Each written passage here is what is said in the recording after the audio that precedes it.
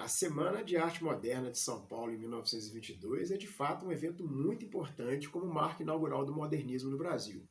Não que antes dela, não existissem expressões com as características próprias do moderno por aqui, mas sem dúvida, aqueles 3 dias de fevereiro em São Paulo provocaram muito barulho e muitas reflexões sobre os rumos da arte no país. Mas como o nosso foco é a história local, o baú da história resolveu se perguntar se em Juiz de Fora o modernismo se manifestou. E a resposta óbvia é que sim, já que a cidade era e ainda é um grande polo cultural e artístico. E só para começar a situar essa constatação, basta lembrar que aqui a gente possui um museu sobre o assunto, que é o Museu de Arte Murilo Mendes, na antiga sede da reitoria da UFJF, lá na rua Benjamin Constant.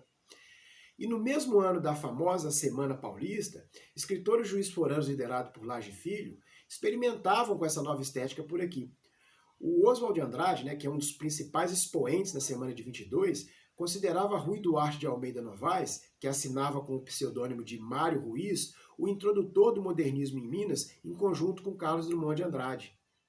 O livro Juiz de Fora, Poema Lírico, de Auster Amaro, que foi publicado em 1926, foi o primeiro livro modernista a surgir em Minas Gerais. E nomes como Manuel Bandeira, Murilo Mendes, Augusto Schmidt, eles publicavam os seus textos nos jornais de Juiz de Fora.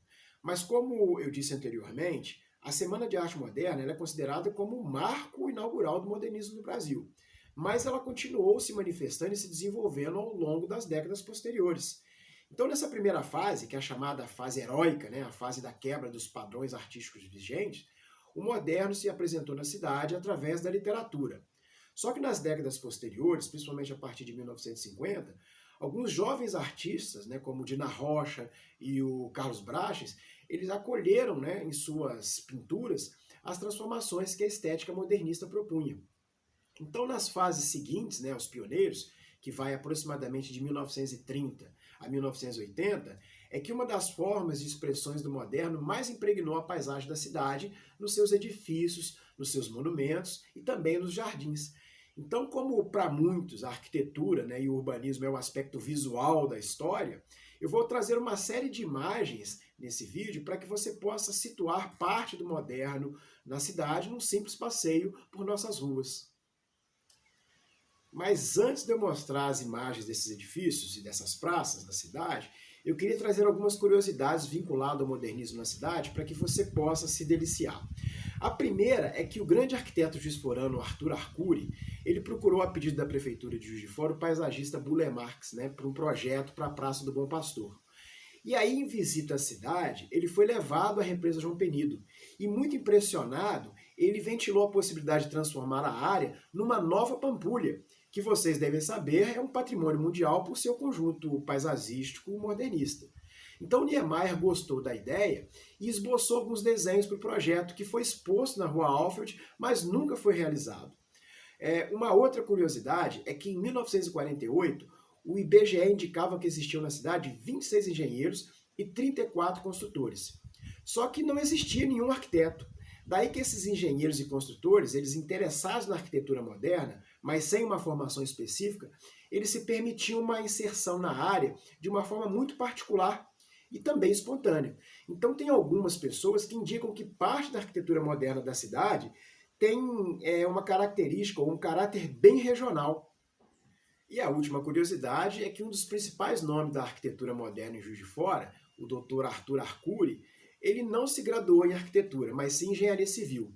Mas como ele era um leitor voraz de livros sobre arquitetura, sobre artes e também de fotografia, ele tornou-se professor de História da Arte da UFJF sem nunca ter visto nenhuma disciplina de arte na graduação. Bom, o nosso canal ele tem a intenção fundamental de divulgação histórica e patrimonial. Então eu não vou aprofundar as características técnicas e também nem estéticas da arquitetura moderna, até porque dessa forma o vídeo se estenderia demais.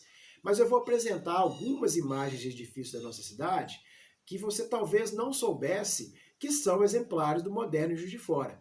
E daí você vai poder perceber que a nossa cidade, ela, quando olhada sob novas perspectivas, ela é muito rica. Só que antes desse passeio visual, eu vou explorar introdutoriamente algumas características da arquitetura de uma construção que eu acho muito linda, que é o edifício Getúlio Vargas, que fica ali na Rua Marechal Deodoro e que tem saída para a Rua Mister Moore. Ele foi construído entre 1954 e 1958.